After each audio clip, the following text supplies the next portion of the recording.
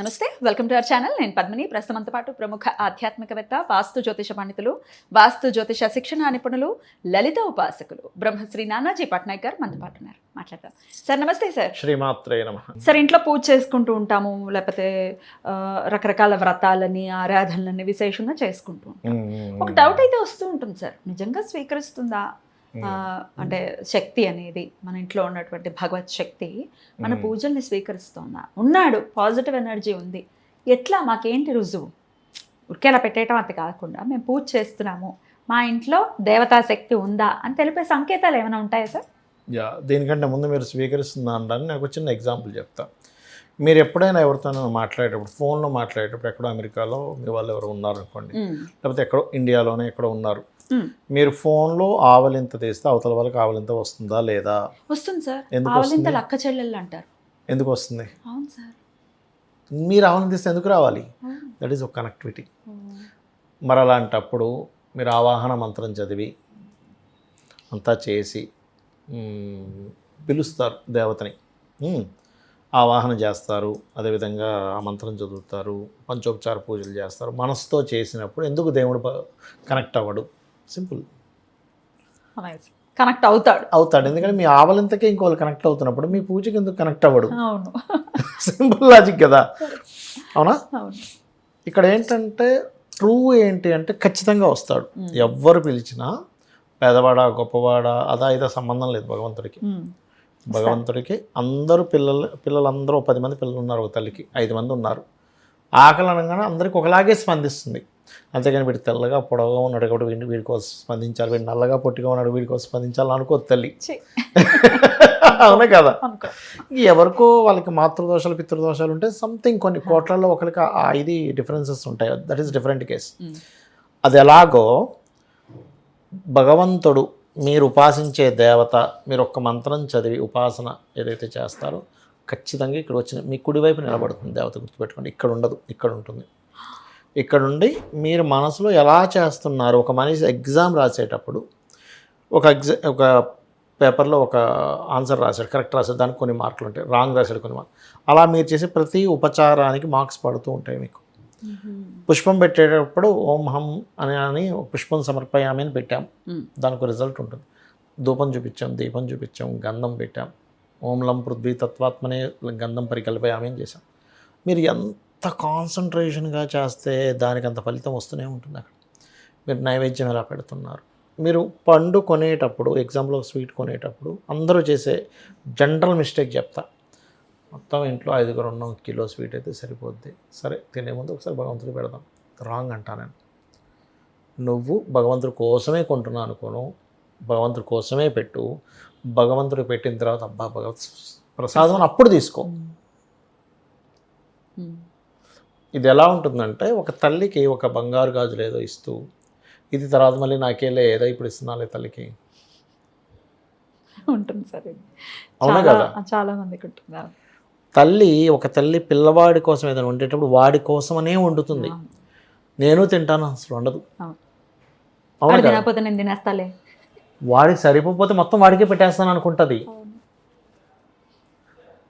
వాడికే పెట్టేస్తాను, నేను తినకుండా నేను ఉండగలను అనుకుని ఎలా అయితే తల్లి పెడుతుందో, సేమ్ యాజ్ ఇట్ ఈజ్ మీరు ఒక పండు కొంటున్నారు, ఒక డజన్ పళ్ళు.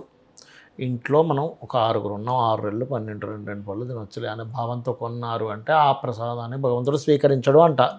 మీరు మనస్ఫూర్తిగా, మీరు మనసులో ఫస్ట్ ఏమనుకున్నారు, ఈ పళ్ళల్లో 6గురు ఉన్నాం కాబట్టి 6 రెళ్ళు 12 అనుకుని తీసుకున్నారు.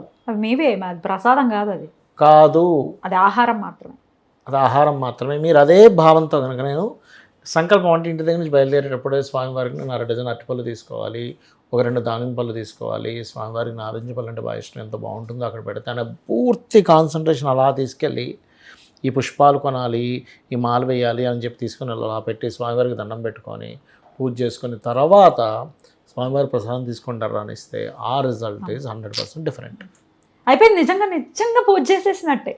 ఏంటి, కొనే దగ్గర నుంచి చేస్తున్నాం పూజ, కొనే దగ్గర నుంచి చేయాలంటున్నా నేను. అమర్చుకొని చేయడం దట్ ఈస్ డిఫరెంట్, అమర్చిన తర్వాత చేయడం దట్ ఈస్ డిఫరెంట్.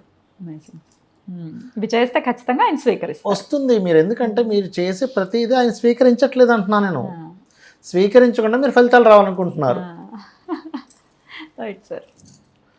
ఎప్పుడైతే ఎప్పుడు స్మరణ చేస్తూ ఉంటాం మనం. స్మరణ ఎందుకు చేస్తామంటే ఆ స్మరణ చేయగా పూజ దగ్గరికి వచ్చినసరికి కనెక్టివిటీ బాగా కుదురుతుంది. ఎప్పుడు నిత్యం ఏదో స్మరణ ఎందుకు చేయాలంటారంటే మన వాళ్ళు చెప్తారు చూసారు, ఎప్పుడు నారాయణ అనుకోరా, లేకపోతే అమ్మవారిని అనుకోరా, ఏదో ఒకటి అలా తలుచుకుంటూ పనిచేయరా అంటాం. అంటే ఏంటంటే మీరు రెగ్యులర్ టచ్లో ఉండి పూజ దగ్గరికి వచ్చినసరికి ఆ కనెక్టివిటీ వేరుగా ఉంటుంది కాబట్టి ఉంటుంది. అయితే మీరు ఇందాక సంకేతాలు గుర్తుపెట్టుకోండి. మీ ఇంట్లో దేవత ఎనర్జీ ఎంత లెవెల్లో ఉంది, ఇక్కడ ఏంటంటే ఉండకపోవడం ఉండదు. ప్రతి ఒక్కొక్కరి ఇంట్లో వాళ్ళు చేసే పూజల వల్ల ఎనర్జీలో లో అండ్ హై లెవెల్లో ఉంటాయి.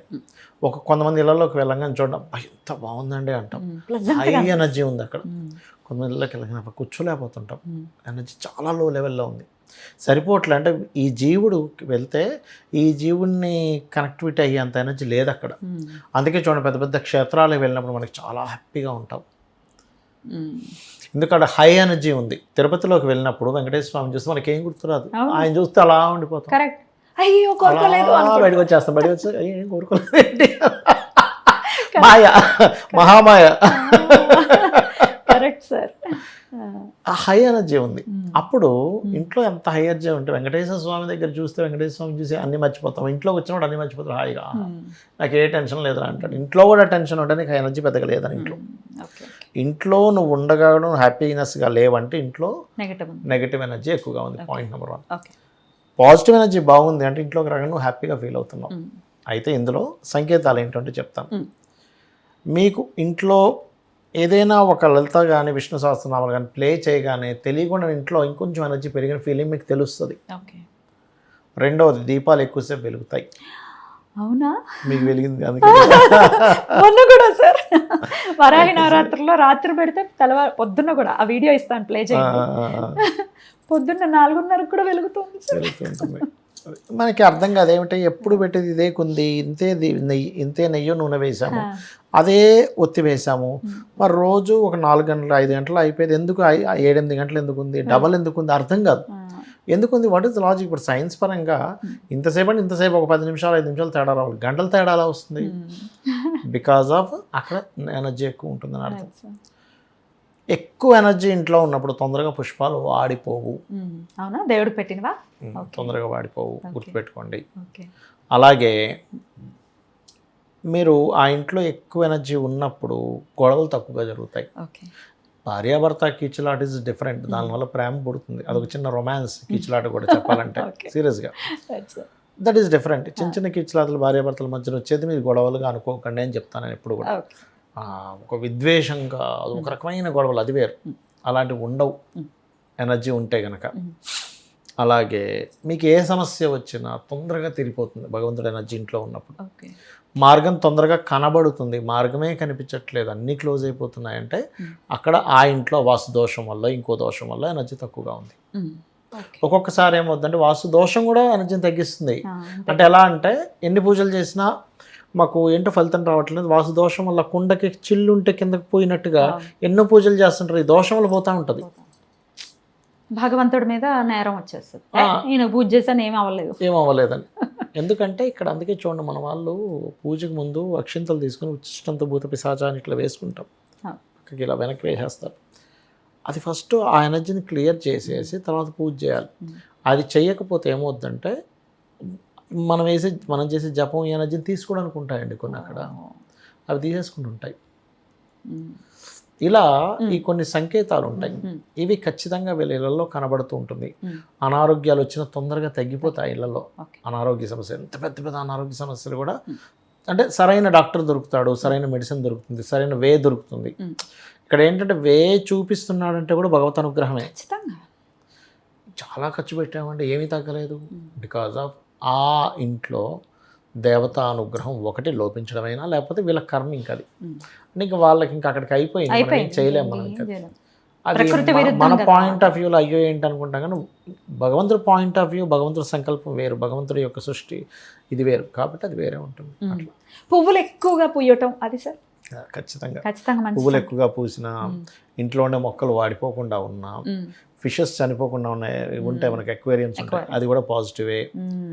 అండ్ అట్లాగే ఎప్పుడు కూడా రామచిలకలు ఇట్లాంటి మంచి మంచి చిలకలు ఇంటి మీద వచ్చి వాలిన మంచి సంకేతమే, సంకేతం.